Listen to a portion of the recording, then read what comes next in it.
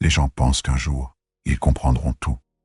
Mais ce moment n'arrive jamais, parce qu'ils ne posent jamais les bonnes questions. Et c'est pour ça qu'ils restent bloqués, et c'est là que se trouve l'erreur.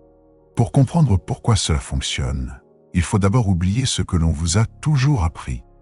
La réalité est souvent beaucoup plus discrète et beaucoup plus dérangeante. Partie 1. L'illusion ostentatoire et la psychologie de la vulnérabilité. Le monde moderne est un terrain de chasse silencieux, une arène où les prédateurs ne portent plus de crocs, mais des algorithmes, des contrats de crédit et des stratégies de marketing d'une précision chirurgicale. Dans cet écosystème impitoyable, la majorité des individus se promènent avec une cible géante peinte dans le dos, une cible qu'ils ont eux-mêmes dessinée avec une fierté déconcertante. Ce piège, c'est le besoin viscéral d'exister aux yeux des autres, cette urgence psychologique de prouver sa valeur par l'accumulation et l'exhibition de biens matériels. Vous pensez que porter des vêtements de créateur, conduire une voiture de luxe ou afficher des vacances hors de prix sur les réseaux sociaux vous élève dans la hiérarchie sociale. En réalité, vous ne faites qu'envoyer un signal de détresse. Vous annoncez au monde entier que votre ego est affamé, que votre estime de vous-même dépend de la validation d'inconnus, et surtout que vous êtes prêt à sacrifier votre sécurité financière pour une illusion. C'est exactement à cet instant que vous devenez une proie facile. La racine de ce comportement est profondément ancrée dans notre psychologie évolutive.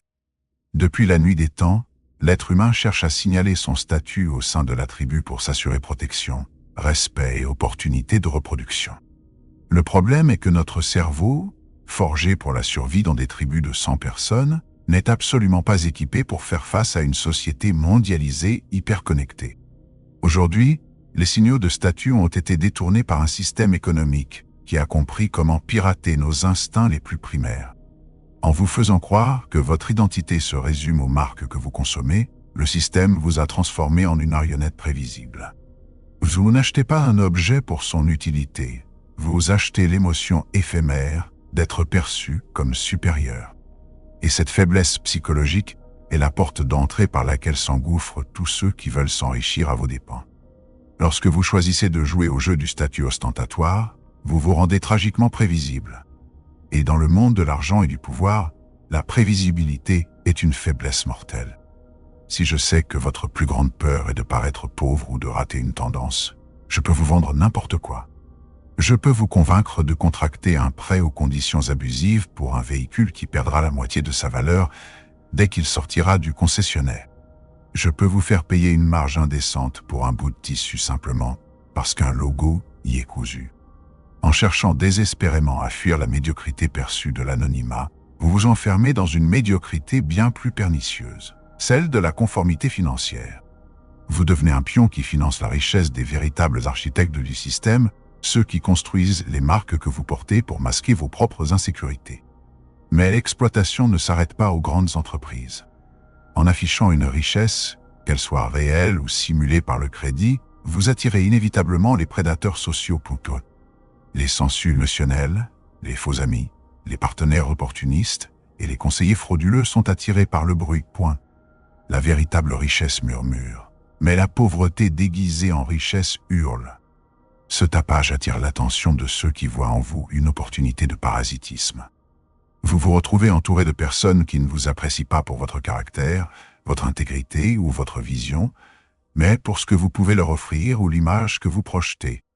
Votre énergie vitale, votre temps et vos ressources sont lentement siphonnés par un entourage toxique que vous avez vous-même invité dans votre vie en cherchant à les impressionner. Vous vouliez susciter l'admiration, vous n'avez récolté que l'envie et l'exploitation. Derrière cette façade scintillante se cache une réalité d'une brutalité sourde, l'angoisse permanente. Maintenir une illusion de statut coûte extraordinairement cher.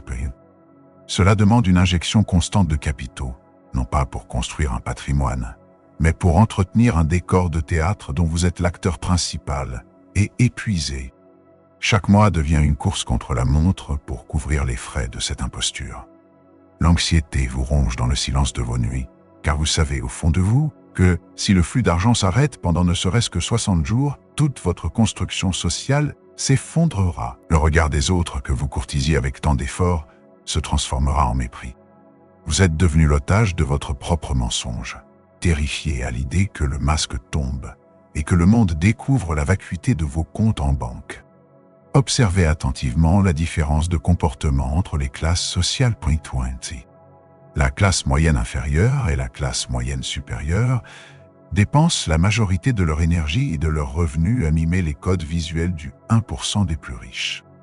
Ils s'épuisent dans une compétition stérile avec leurs voisins ou leurs collègues, achetant des symboles de statut qui se déprécient pour se prouver qu'ils ont réussi. Pendant ce temps, les véritables détenteurs de la richesse, ceux qui ont compris les règles du jeu, ne jouent pas à ce concours de beauté. Ils portent des vêtements sans marque, conduisent des véhicules fiables mais discrets, et n'éprouvent aucun besoin de justifier leur existence par des achats ostentatoires. Pourquoi? Parce que leur valeur n'est pas attachée à ce qu'ils montrent, mais à ce qu'ils possèdent réellement dans le secret. Ils ont un mépris profond pour le paraître, car ils savent que la visibilité est une taxe sur le capital. En cédant à ce piège, vous perdez bien plus que de l'argent. Vous perdez votre souveraineté intellectuelle. Le besoin de validation externe atrophie votre capacité à penser par vous-même. Vous ne définissez plus vos propres critères de succès. Vous laissez les magazines, les influenceurs et l'industrie de la publicité dicter ce qui doit vous rendre heureux. Cette délégation de votre libre arbitre est la définition même de la soumission. Vous devenez incapable de prendre des décisions asymétriques, de prendre des risques calculés, d'investir à contre-courant, car votre principale préoccupation est de savoir si cela aura l'air cool ou réussi aux yeux de la masse. L'esprit de troupeau vous absorbe, et vous devenez incapable de vous extirper du chemin tout tracé qui mène inexorablement à la ruine silencieuse. Pire encore, cette quête de statut ostentatoire est un tonneau des Danaïdes, une faim qui ne peut jamais être assouvie. L'adaptation hédonique garantit que la joie procurée par votre dernier achat de luxe se dissipera en quelques semaines, voire quelques jours. Très vite, la voiture de sport devient banale. La montre hors de prix devient un simple objet lourd sur votre poignet.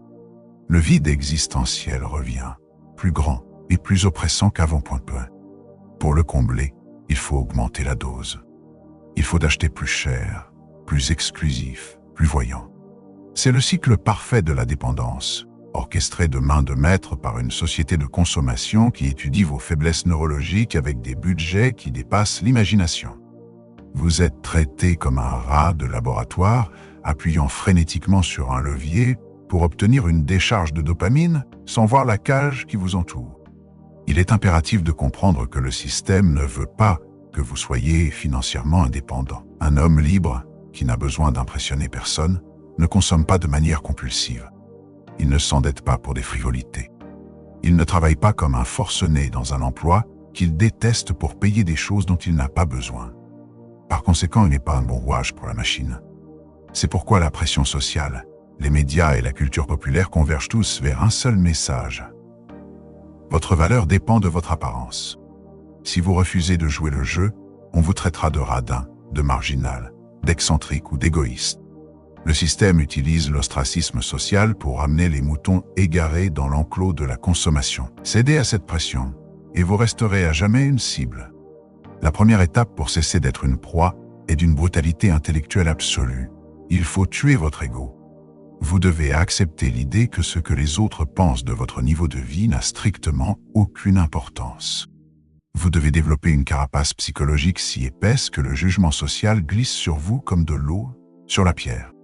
Tant que votre ego prendra les décisions financières à votre place, vous serez à la merci de ceux qui savent le flatter et le manipuler. Le piège de la visibilité est conçu pour les faibles d'esprit, ceux qui confondent l'admiration factice avec le respect véritable. Tuez le besoin d'être vu, tuez l'envie de prouver, et vous commencerez à démanteler la cible que vous portiez sur le dos. Partie 2. L'engrenage de la dette et la mécanique de la servitude volontaire.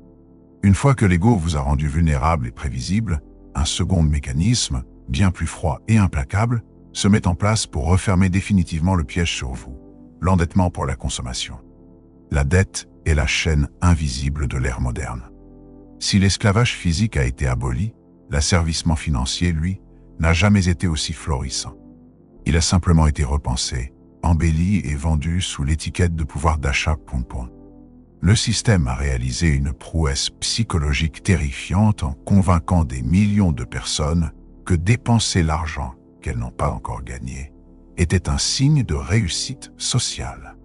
Le crédit n'est pas un outil de liberté pour la masse, c'est un instrument de capture de votre temps futur. Quand vous signez un crédit pour un passif, vous ne faites pas qu'emprunter de l'argent. Vous vendez littéralement des mois, voire des années de votre force de travail à venir à une institution qui n'a que faire de votre bien-être. La psychologie de la gratification immédiate est le moteur de cette servitude volontaire. Dans un monde de récompenses instantanées, la patience est devenue une vertu morte, presque perçue comme un défaut. Pourquoi économiser pendant 5 ans pour s'offrir un véhicule quand une simple signature suffit pour repartir avec le jour même? Cette illusion d'accélération du temps efface la notion de mérite et d'effort intérêt. Elle reprogramme votre cerveau pour déconnecter la récompense du travail nécessaire à son obtention. Vous devenez un enfant gâté sur le plan cognitif, incapable de différer vos désirs. Mais le marché ne fait pas de cadeaux. Ce raccourci temporel est facturé au prix fort sous forme d'intérêt. Pendant que vous profitez de l'illusion d'être le propriétaire de votre style de vie, la banque encaisse patiemment la rente de votre impatience. Vous vous êtes transformé en un actif générant du profit pour quelqu'un d'autre. L'inflation du style de vie, ou lifestyle creep, est l'un des symptômes les plus pernicieux de ce piège. La grande tragédie de la classe moyenne est de croire que le salut réside dans l'augmentation du salaire potentiel. Pourtant, observez ce qui se passe lorsqu'un individu moyen reçoit une promotion ou une augmentation de ses revenus. Le mois suivant, il déménage dans un appartement plus grand, loue une voiture plus chère, commence à fréquenter des restaurants plus huppés et renouvelle sa garde-robe. Ses dépenses augmentent en parfaite symétrie avec ses revenus, voire plus vite, grâce à l'accès à des lignes de crédit plus larges point sûr. Son compte en banque à la fin du mois reste désespérément à zéro. Il gagne le double de ce qu'il gagnait il y a 10 ans, mais il est toujours à un chèque de paie de la faillite. Il a simplement amélioré la décoration de sa cellule. Il court plus vite sur sa roue de hamster, mais il n'avance toujours pas d'1 millimètre vers la vraie liberté. C'est ici qu'intervient le concept terrifiant des menottes dorées. Vous arrivez à un point où votre salaire est élevé, mais votre train de vie l'est tout autant. Vous êtes pieds et poings liés à votre employeur. Vous détestez peut-être votre travail. Votre patron vous manque de respect. L'environnement est toxique, mais vous ne pouvez absolument pas vous permettre de démissionner. Chaque centime de votre salaire futur est déjà alloué au paiement de vos traites. La maison de banlieue surestimée, les écoles privées, les abonnements, les prêts automobiles. Vous avez échangé votre capacité d'insoumission contre du confort matériel. Vous êtes devenu docile. Un employé avec de lourdes dettes est le rêve de tout système corporatiste, car c'est un employé qui ne fera jamais de vagues, qui acceptera les heures supplémentaires non payées et qui courbera l'échine face aux abus. L'endettement a fait de vous une cible facile, un individu paralysé par la peur de tout perdre. La fragilité qui découle de ce mode de vie est vertigineuse. Les individus coincés dans cette matrice vivent sur une ligne de crête extrêmement fine. L'absence cruelle d'un fonds de sécurité conséquent signifie que le moindre choc asymétrique peut détruire toute leur vie. Une crise économique, une pandémie, un licenciement imprévu, un divorce coûteux ou un problème de santé majeur, et le château de cartes s'effondre en un instant. Comme ils n'ont aucune marge de manœuvre, ils se retrouvent contraints d'accepter les pires conditions pour survivre, de liquider leurs biens à perte, ou de s'endetter encore plus lourdement à des taux usuraires. La pauvreté n'est jamais aussi proche que lorsqu'on s'est endetté pour avoir l'air riche. En refusant de construire un rempart financier solide, vous donnez au hasard et au chaos de la vie le pouvoir absolu de vous détruire à tout moment. L'industrie bancaire et financière comprend parfaitement cette fragilité et l'exploite avec une mathématique froide et calculée. Les institutions ne prêtent pas pour vous aider, elles prêtent pour vous traire. Les systèmes de remboursement sont structurés de manière à maximiser les intérêts payés dans les premières années, vous gardant endetté le plus longtemps possible. Les cartes de crédit vous incitent à ne payer que le montant minimum, dissimulant le fait que, ce faisant, vous payerez l'objet initial 3 ou 4 fois son prix réel sur une décennie. C'est une saignée invisible. Chaque mois, une part significative de votre force vitale quitte votre compte en banque pour enrichir les actionnaires d'institutions sans visage. Vous travaillez dur chaque jour, vous vous levez tôt, vous affrontez le stress de votre carrière, non pas pour construire le patrimoine de votre famille, mais pour payer les dividendes de l'élite financière. Il est vital de faire la distinction entre la bonne et la mauvaise dette, une nuance que le système éducatif s'assure de ne jamais vous enseigner. L'élite utilise l'emprunt comme un levier mathématique point. Elle s'endette pour acquérir des actifs générateurs de revenus, des entreprises, de l'immobilier locatif, des infrastructures, qui rembourseront la dette à sa place, tout en générant un profit net et en profitant d'avantages fiscaux. C'est un enrichissement par la soustraction stratégique. À l'inverse, l'individu cible s'endette pour consommer, pour acquérir des passifs qui se déprécient et qui nécessitent de l'entretien continu. L'un utilise la dette pour acheter la liberté future, l'autre utilise la dette pour acheter de l'esclavage futur. Cette simple incompréhension de la nature de la dette maintient des générations entières dans une boucle infinie de pauvreté déguisée. Le fardeau psychologique de la dette de consommation est un poison lent qui détruit votre créativité, votre énergie et votre audace. Lorsque vous vous réveillez chaque matin, en sachant que le solde de votre vie appartient à vos créanciers, votre esprit opère en mode de survie. Vous ne pouvez pas prendre de recul pour penser à long terme, pour élaborer des stratégies complexes ou pour envisager des changements de vie radicaux, car l'urgence de payer les factures de la fin du mois accapare toute votre bande passante mentale. Cette charge mentale constante génère un stress chronique, endommage vos relations, perturbe votre sommeil et sape votre santé. Le piège se referme alors sur votre propre biologie. L'anxiété de la dette devient le bruit de fond permanent de votre existence, étouffant toute tentative d'élévation intellectuelle ou spirituelle. Le mythe de la propriété est la dernière supercherie de cet engrenage. Vous parlez avec fierté de votre voiture ou de votre maison. Mais arrêtez de payer vos traites pendant 3 mois, et vous découvrirez très vite à qui appartiennent réellement ces biens. Vous n'êtes qu'un locataire glorifié qui assume tous les risques d'entretien et de dépréciation pour le compte d'une banque. L'obsession de la classe moyenne pour la propriété immobilière financée sur 30 ans est souvent le clou final dans le cercueil de leur liberté. En attachant la totalité de leur valeur nette à une seule brique située géographiquement au même endroit, financée par la dette, ils s'assurent d'être immobiles, imposables à merci et soumis aux aléas des taux d'intérêt et des crises immobilières. Ils sont des cibles fixes dans un monde en perpétuel mouvement. Comprendre la mécanique de l'endettement, c'est observer l'architecture même de votre captivité. Le système est magnifiquement conçu, d'une perversité presque admirable, pour extraire systématiquement la richesse des mains des impulsifs et l'acheminer vers les mains des disciplinés. Si vous continuez à considérer l'argent emprunté comme de l'argent gagné, si vous continuez à confondre limites de crédit et solde bancaire, vous resterez à jamais le carburant de cette gigantesque machine. Pour cesser d'être une cible, il faut refuser le contrat.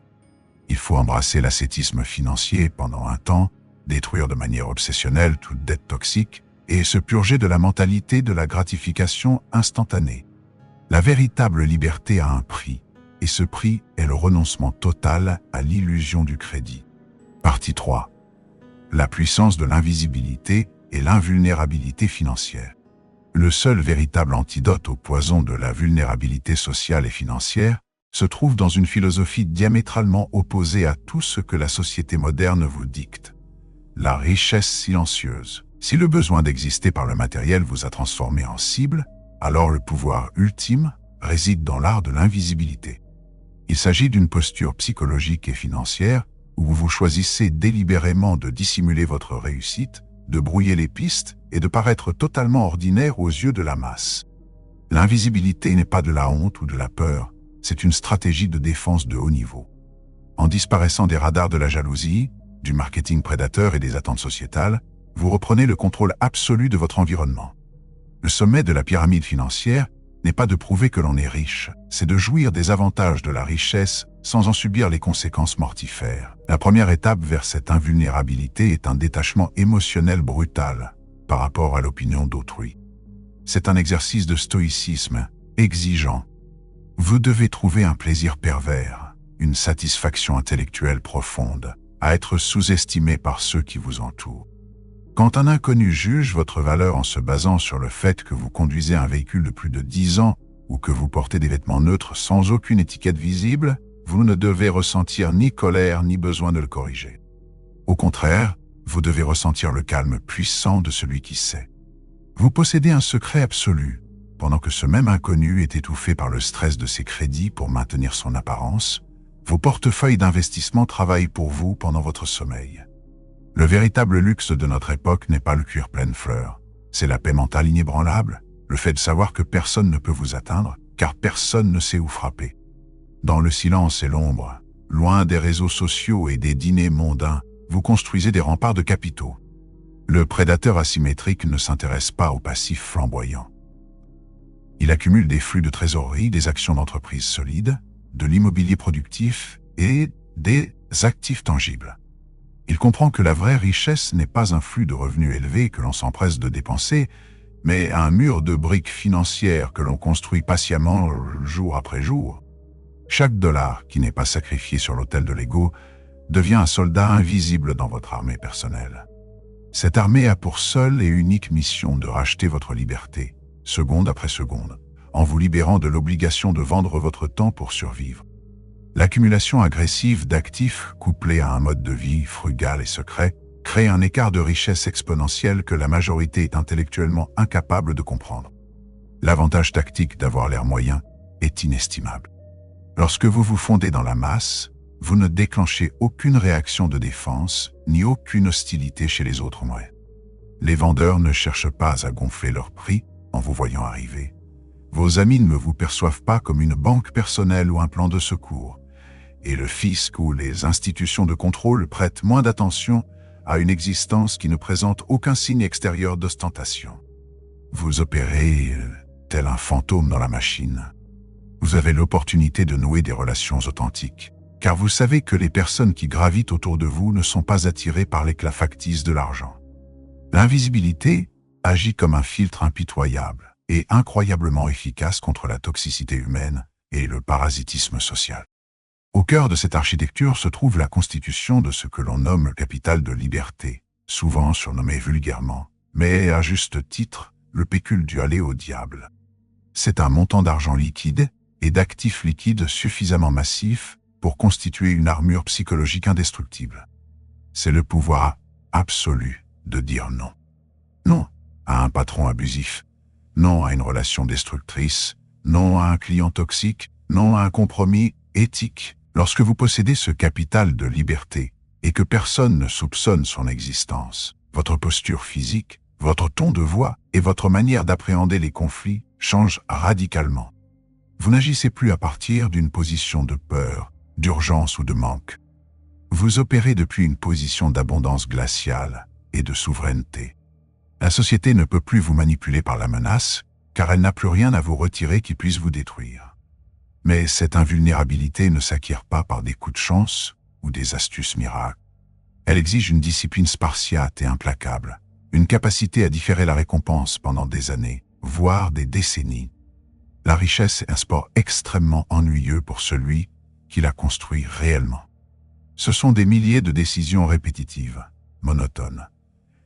Épargner un pourcentage fixe de ses revenus, automatiser ses investissements, refuser une dépense inutile, lire les rapports financiers, optimiser sa fiscalité.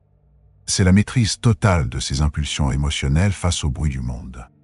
C'est refuser de paniquer quand les marchés s'effondrent et refuser de s'euphoriser quand tout le monde devient fou autour d'une nouvelle bulle spéculative.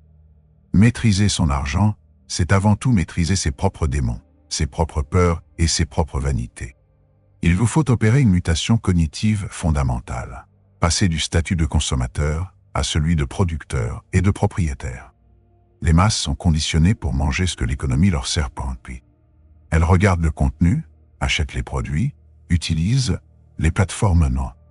Pour ne plus être la proie, vous devez changer de côté. Vous ne devez plus vous contenter d'acheter l'objet, vous devez posséder des parts de l'entreprise qui fabrique l'objet.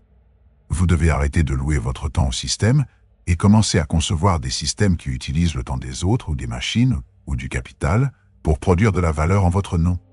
C'est le grand secret de l'alchimie financière moderne. L'émancipation ne vient pas du travail acharné pour consommer davantage, elle vient de l'appropriation patiente des moyens de production et de distribution. Le contrôle de vos émotions devient alors votre arme financière la plus redoutable. Les marchés mondiaux et les dynamiques de foule fonctionnent presque exclusivement sur l'axe de la peur et de l'avidité.